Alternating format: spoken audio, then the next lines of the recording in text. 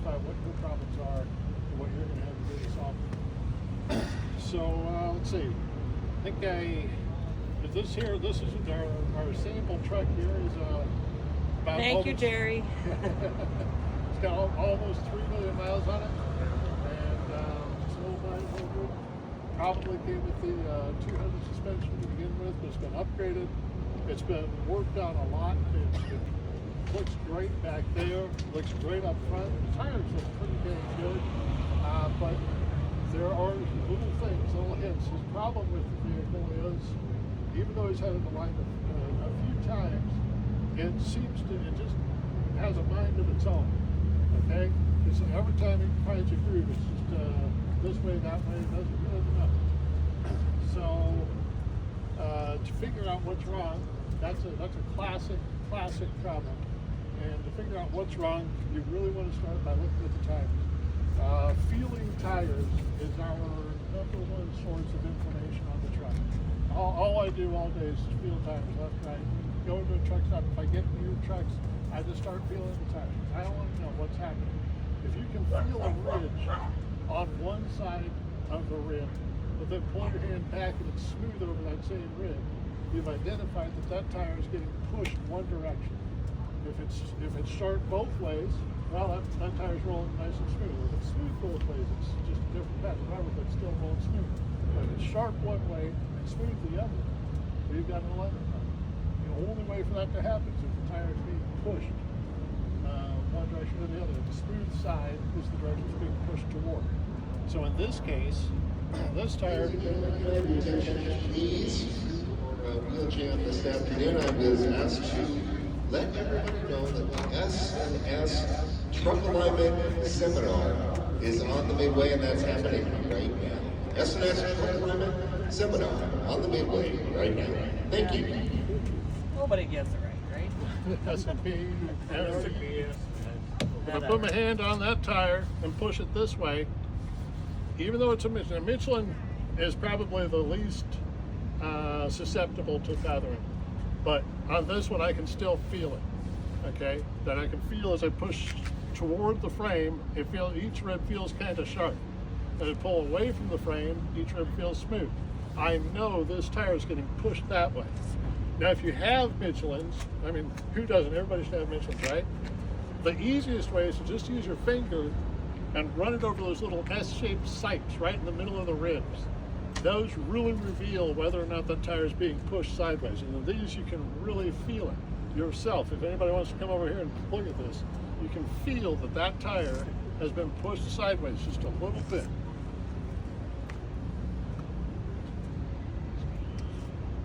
So the smooth is that way? Yes. Which means it's being pushed this way or up? No. If the ridge is on the back side of the S, then it's going that way. Okay, so it's pushing it. Right. All right. Now the other tire, if we go over there, the other tire, you can't feel it at all. There is no feathering at all. So that shows us if both tires were getting pushed this way, then the right side of each tire should be the low side, and the left side of each tire should be the high side, which means doing that. Since we know this one's being pushed that way, if it just has the right pole, that's what would happen. If it was just towed out, it would be the inside edge of both tires that would be low, and the outside would be high.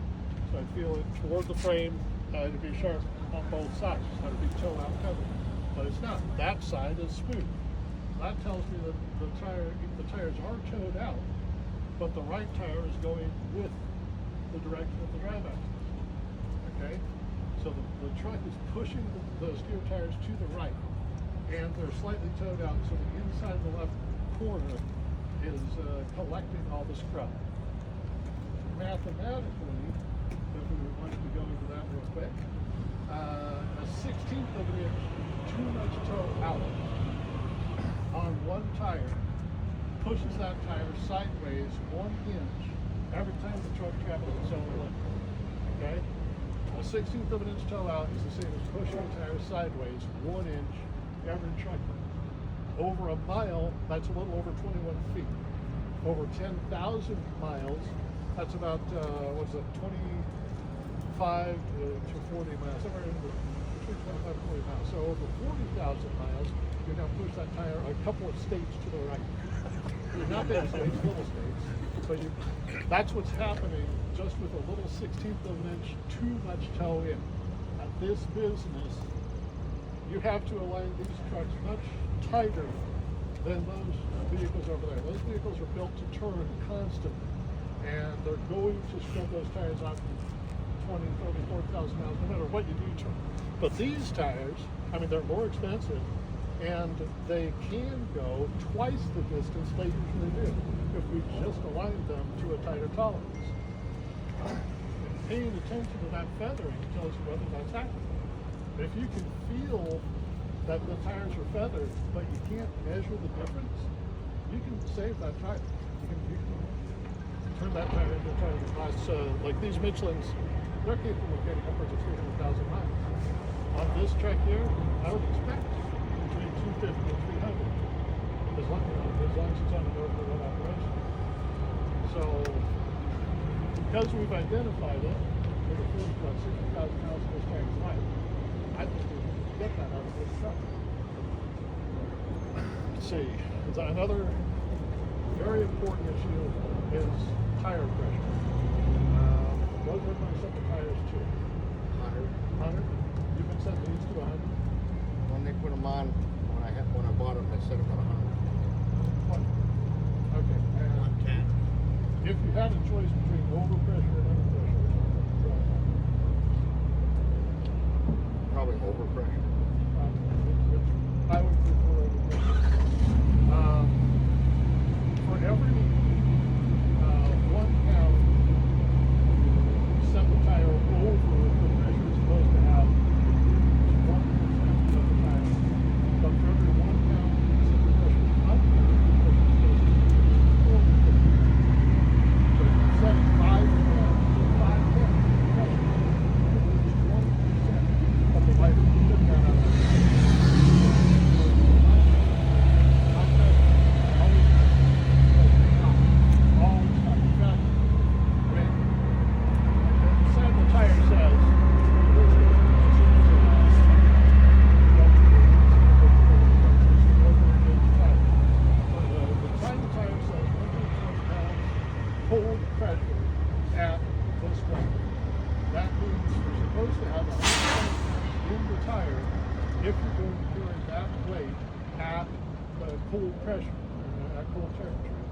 Temperature, everybody knows that's, what is that?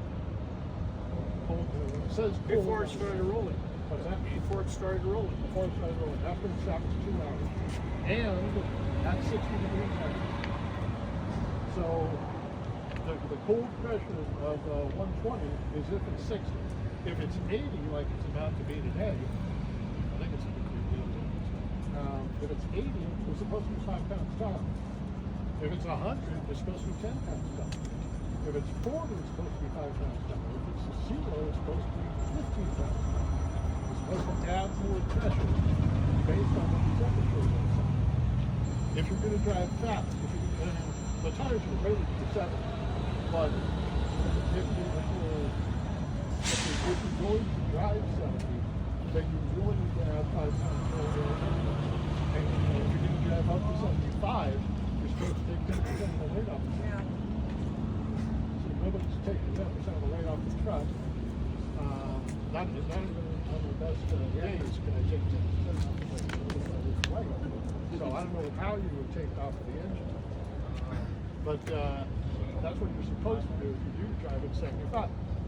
So in each of these situations, in every situation you'll find in any book regarding what to do with these tires, they always say add air. They never say take out air.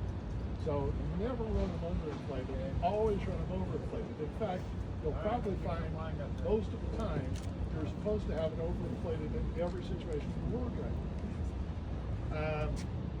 Like summer air is a conversation that really gets to me, especially down south in Texas and Alabama, Florida. Everybody thinks they're supposed to run summer air and winter air. And in summer, they will take 10 pounds off the tire because the heat, they figure, is going to inflate the tires more and they don't want too much pressure. That's the wrong way to go. The reason being temperature. It's let's see, how the way a tire gets from cold pressure to operating pressure is by running, right? And you got to run a couple hours to get up to operating pressure. And by rolling that tire forward, you're distorting the tread and the sidewall to the footprint as you use the footprint. So when it distorts it,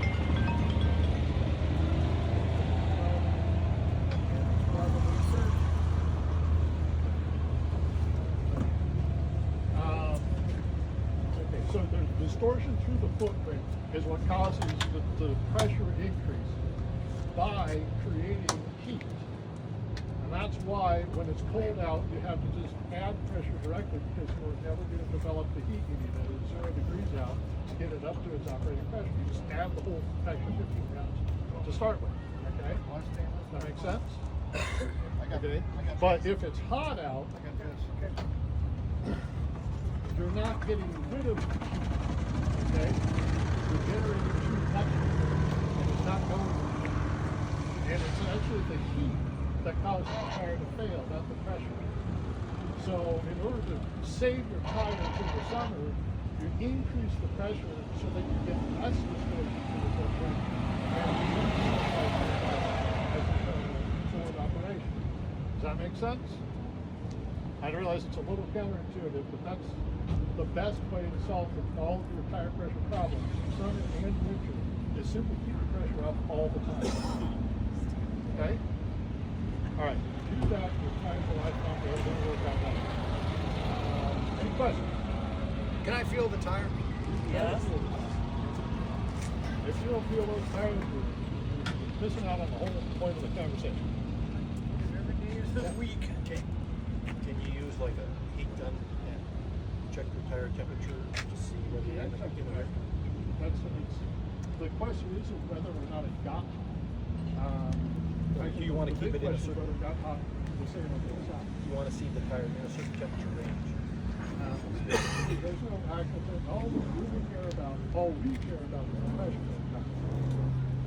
But it is true that too much temperature will destroy the tire, but the actual temperature is going to reach its original standard. The pressure that it can reach, that's the interesting question. What is, I mean, if our minimum pressure is going to be about 120, what's our maximum pressure going to be as an operating pressure? What do we expect or acceptable? Well, normally, by the book standard, we expect a 15% increase in pressure, which with 120 psi is a little over 17 pounds increase in pressure, is what we expect. But what could we get if we're driving 75 miles an hour in Texas on a day when it started at 112 degrees outside and you had 130 psi in the tire to start? What could it get up to? Well, now that we've got all these TPMS systems out there, we've found out, we've heard, it can get upwards of 180 psi. And that's high, and we've told the driver that called us with that to slow down, because every time he's rotating through that footprint, he's generating more heat. The faster you rotate through that footprint, the more heat you generate. So if you slow down, you'll generate less heat to keep the tire cooler, in the last one. Again, that's the issue. The less distortion, the less heat, the longer the tire lasts. But when was the tire going to fail? I mean, what's the failure pressure? I mean, we know if a tire is run 20% underinflated, that tire is considered run flat. If you consider a tire run flat, you're supposed to dismount the tire from the wheel, inspect the sidewall of the tire, and see if the rubber has started to turn gray. If it has, you can't use that tire anymore because it's going to blow out. So if you do end up with a truck that has run 20% underinflated, could be just less than 100 psi on this truck, you're supposed to dismount it and inspect it. If you had it run 20% over pressure, you don't have to check it. There is no check. That's not the problem, because overpressure doesn't cause it. Right? So what is the well, at about 400 pounds of factory rim and a brand new tire, the unsupported bell side of the rim will collapse at about 400 pounds. And because the bell will collapse, that would cause the tire to blow right off. But you've seen videos of it. People have had that problem, just left it running and accidentally, whether it's in a cage or whatever, it blows right off the rim.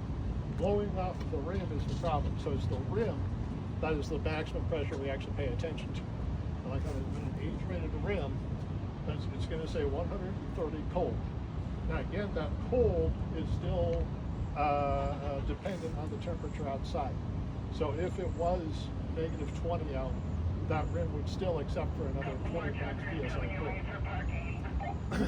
But because of that, it's like the rim has a maximum cold, and the rim is the one that's going to collapse.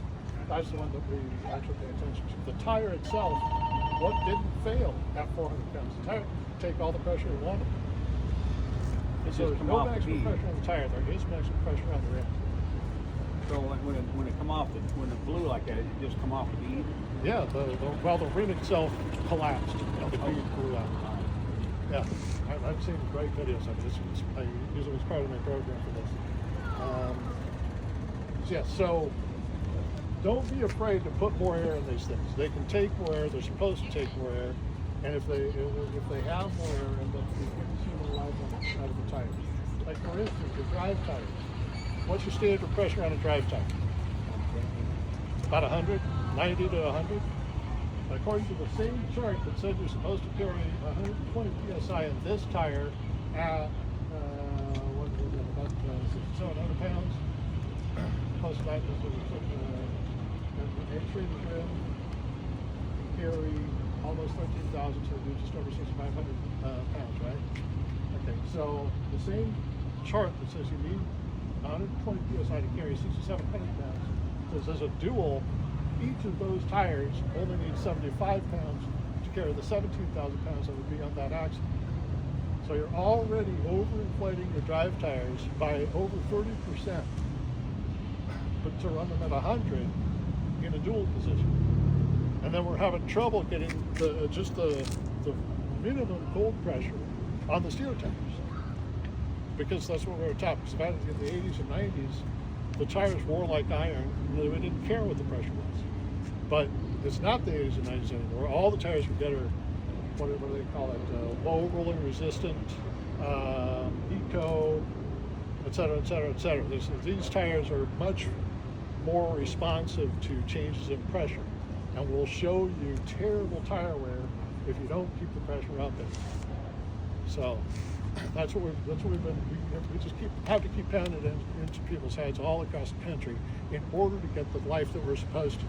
So like I said, just 1 pound low is 4% loss. If we're always running them 10 pounds lower than they should be, we're risking losing 50% of the tire life we could have gotten. So by keeping the pressure up and keeping the alignment up, we see as much as 400% increases in tire life in the fleets that we work with. And a 100% increase in your steer tire life usually equals about half of your tire budget. So we can cut your tire budget in half just by paying attention to those two factors, the alignment and the tire pressure. Okay? Does anybody like half their tire budget? That? You don't have to put it someplace else. We're not saying I like to throw my money take away. the money and put it someplace else. You're getting the alignment. We don't like anyway. your money. We could do that. Yeah, right. Is that on all positions, Kevin? Is that on all positions, or? No, well, the steer is the one that is under pressure now. The drives are already 120 or 100 psi, already 55% overinflated. So leave those alone. They're doing great. I mean, if anybody ran them at the proper pressure, 75 pounds, do you think you could see any good life out of the drives or trailers? I have a pair of XDN2s. I ran them at 80 psi. Yeah. It's over 509,000 miles on them. How much do you carry on the axle? Next to nothing. Next to Right, so We're not talking about your spare tire. It's a four-factor equation then. How much weight have you got on the tire? What speed are you going to be driving? 60 or lower. What's the temperature outside? and then what's the pressure in the tire. Get those four things together and you end up with the correct operating pressure. So, yeah. All right. All right. I've always had a good time. Caster. Yeah, there's let's see. A little history lesson. Back in the days of manual steered trucks, you know, when you physically turning the steering wheel, your muscles are what was lifting the truck up on one side and dropping it back down on the other side to get through a turn. Okay. Back then, we only had a half of a degree of caster across the steer axle, because if we had more, it would be really difficult to get it up off the ground and get the turn made. And then when you let go of it, it would snap back and probably break the thing. So we had a half a degree of caster, and that was it. When we got power steering in the early 80s, we increased the caster to about 2.5 degrees.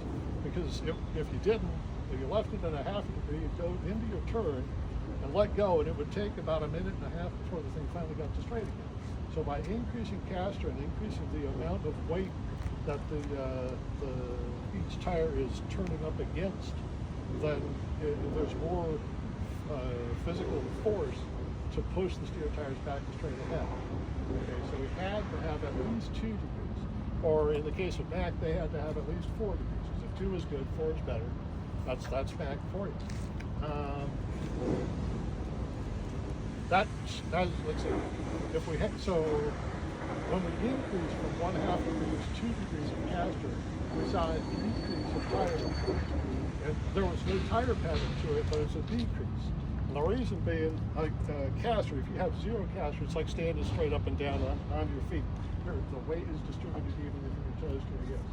But if you add caster, as you add caster, you're applying more weight to the heel, more weight to the back side of your footprint than the front side of the footprint. That's what's happening as you increase caster. So that means in the footprint, if you take a spongy tire and put ink on it, put it down on a piece of paper, at 0 caster, you would see that the weight is evenly distributed front to back through the ribs. But at the 4 degrees caster on board that this probably has on the right side, the weight is distributed differently, and the space between the ribs disappears as you get to the back of the footprint. So it's distorting the tire through the footprint more the higher the caster is. That distortion is what is costing the tires life.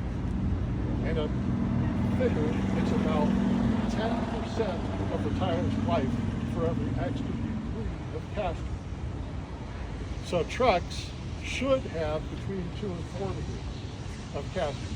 And if they have more, well, it's a rougher ride. You feel every single little bump in the road, and you're losing about an extra 10% of life that you did not need to lose.